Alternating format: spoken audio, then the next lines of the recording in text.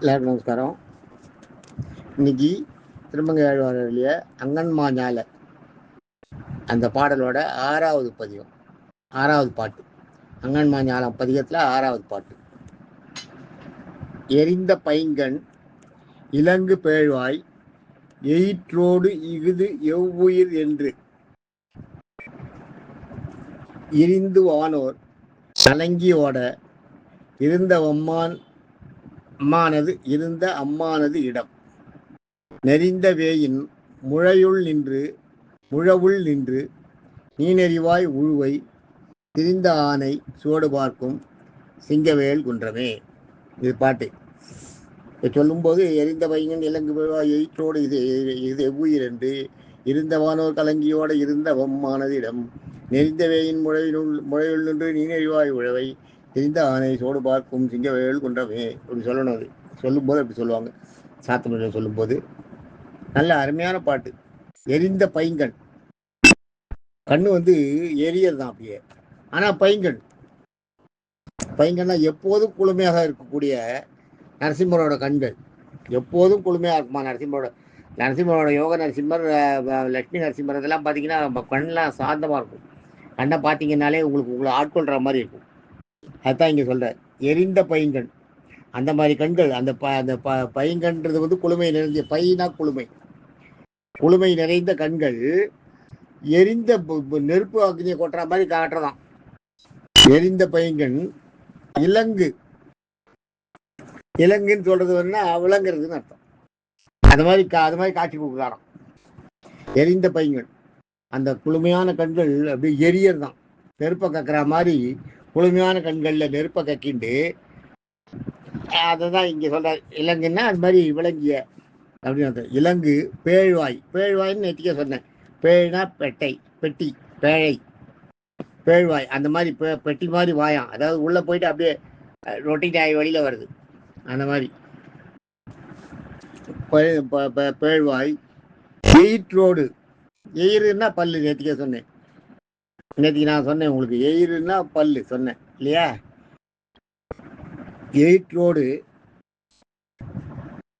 இது எவ்வுயிர் என்று, அந்த மாதிரி ஒரு பெரிய உருவத்தை சிங்கத்தோட உடம்பும் சிங்கத்தோட தலையும் மனுஷனோட உடம்பும் பார்த்து இது பல்லெல்லாம் இவ்வளோ பெருசாகவும் நகமும் பல்லும்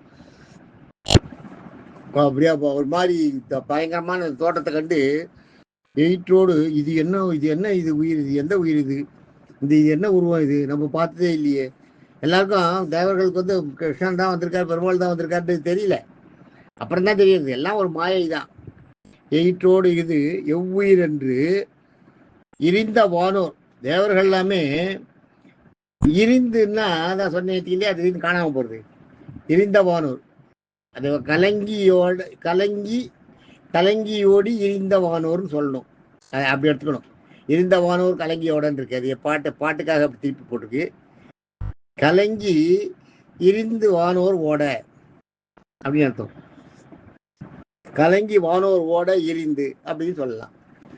இல்லை என்னன்னா கலங்கி அவர்கள்லாம் பயந்து போய், கலங்கின்றது இந்த இடத்துல நடுநடுங்கி, கலங்கி வானோர் தேவர்கள்லாம் இரிந்து ஓட அப்படியே திடீர்னு காணாமல் போயிட்டானாம், அப்படியே பறந்துட்டானாம். அது மாதிரி கலங்கி இரிந்து ஓட, அதான் டக்குன்னு மாயமாக மறைஞ்சிட்டானாம். நேற்று சொன்னேன் இல்லையா எரிதல்னா என்னன்னு. அந்த நெருப்போட அழல் அப்படி பந்து மாதிரி போய் காணாமல் போயிடுறது. அதான் எரியறது இல்லை இரியறது. அதே மாதிரி இங்கே இருந்துன்னா காணாமல் போயிட்டாலாம். இருந்தவானோர் கலங்கியோட இருந்த அம்மான் அது இடம். இருந்த அம்மான் அந்த மாதிரி இருந்தான்னா அங்க காட்சி கொடுத்தான்னு அர்த்தம். இருந்த அம்மான்றது எங்கள் பெருமாள், எங்கள் தெய்வம், எங்களை ரட்சிப்பவர்னு அர்த்தம். அம்மான் அது இடம், அந்த நரசிங்கம் வாழ்கின்ற இடம் அப்படின்ற. இருந்தவானோ கலங்கியோட இருந்த அம்மானது இடம். நெறிந்த வேயின் முழையுள் நின்று. நெறிந்த வேயின்றது வேயினா மூங்கில். நெறிந்தன்னா நெருக்கமா மூங்கில் படைச்சோம். அப்படியே அடர்த்தியா மூங்கில்.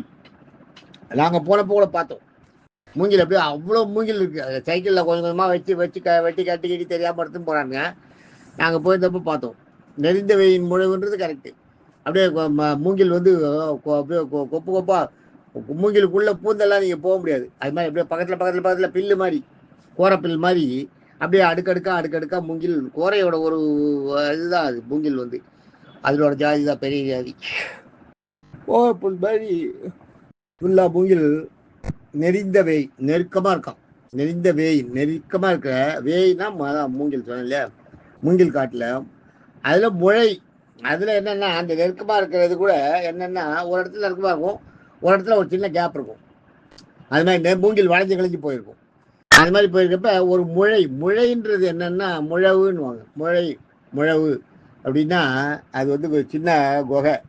அது குகைன்னா எப்படின்னா போக முடியாது, உள்ளே போயிட்டா திரும்பி வந்துடணும். டென்னுன்றோம் பாருங்க, சிங்கம்லாம் வசிக்கிறதுக்கு இருக்கு இல்லையா, டென். அதுதான். அது வந்து அங்கேயே படுத்துட்டு இருக்கும், அவ்வளோதான். அந்த ஒரு ஒரு ஒரு ஒரு இது மாதிரி அப்படி குறைஞ்ச மாதிரி இருக்கும் உள்ள, அதுக்குள்ளே போய் படுத்துட்டு இருக்கும், எழுந்து வந்துடும். அதுதான் டென். அது ரொம்ப நீளம், நீங்கள் போக முடியாது, இப்போ இன்னொரு பக்கமாலாம் போக முடியாது. கொஞ்சம் தூரம் கொஞ்சம் போகலாம் உள்ள, மறுபடியும் அதே வழியாக தான் வரணும். டென் அதுதான் நெறிந்த வேயின் முழைன்றது. அதுதான் முழவுள். நெறிந்த வேயின் முழவுள் நின்று அதில் போய் ஒதுங்கிட்டான். அதில் போய் ஒளிஞ்சுண்டு நீ நெறிவாய். நீன்றது வந்து நீண்ட, நெறின்றது வந்து பல்ல கடிக்கிறதான். பல்ல கடிக்கிறத வந்து நெரிக்கிறதுன்னு பாருங்க, அதுதான் நீ நெறிவாய். பல்ல கடிச்சுட்டு சிங்கம் அப்படியே உள்ள இது புலி உட்காந்துருக்கான். உழுவைனா புலி, ஞாபகம் வச்சுங்க. உழுவைனா புலி, வேய்னா மூங்கில். அதான் அது இதெல்லாம் தான் தெரிஞ்சுக்கணும். முழவுன்றது வந்து டென், சின்ன குகை. நெறிந்த வேயின் முழவுள் நின்று நீன் அறிவாய் உழுவை. அந்த புலி உழுவை என்ன பண்ணுறதா, பசியான்.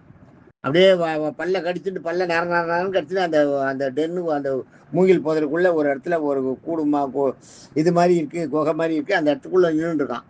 அதை சொல்கிறார் இந்த இடத்துல. அது என்ன பண்ணுறதுன்னா, அங்கே நின்றுட்டு அது என்ன பண்ணுறதுன்னா, திரிந்த ஆணை சுவடு பார்க்கும்.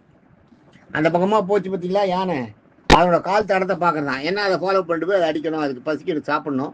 அதுக்காக அதை ஃபாலோ பண்ணிட்டு போகிறதுக்காக திரிந்த ஆணை சுவடு. சிங்கம் புலிக்கெல்லாம் அது உண்டு. சுவடுகளை பார்த்து அது என்ன மிருகம் போயிருக்குன்றதை தெரிஞ்சுட்டு அதை பின்தொடர்ந்து போகும். அதுவே கூட ஒரு மிருகம் போகும்போது இன்னொரு மிருகம் அதுக்கான அந்த இதெல்லாம் அடையாளம்லாம் பண்ணி வச்சுட்டு போகும், மரத்தில் கீறிட்டு போகும். அதனோட வாசனையை வச்சுட்டு போகும், கடத்திட்டு போகும். அது மாதிரிலாம் இருக்குது. அது மாதிரி அடையாளம் காட்டுறதுக்காக, பின்னாடி வர மிருகத்துக்கு அடையாளம் காட்டுறதுக்காக அதை பண்ணும். இது ஃபாலோ பண்ணுற மிருகம் அது. அது வந்து இந்த பர்பஸ்க்காக இல்லை, அது வேற பர்பஸ்க்காக, தேடிட்டு போகிறதுக்கு, அந்த பர்பஸ்க்காக. அது மேட்டிங் பர்பஸ், அதுக்காக போகிற மிருகங்கள் அப்படி போகும். இது அப்படி இல்லை. இது வந்து என்னென்னா பசி யானைக்கு.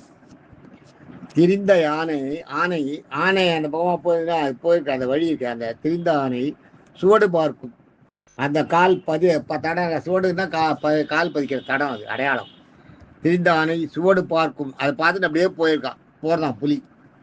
அப்படிப்பட்ட புலிகளும் சிங்கமும் வாழ்கின்ற சிங்கவேல் குன்றமே, எங்களுடைய நரசிம்மர் வாழ்கின்ற அந்த இடம் சிங்கவேல் குன்றம்ங்கிற அந்த அகோபிலம் அப்படின்னு சொல்கிறார் இந்த இடத்துல. அருமையான பாட்டு. நாளைக்கு 9வது பாட்டு பார்ப்போம், நாளைக்கு 7வது பாட்டு பார்ப்போம். தேங்க்யூ.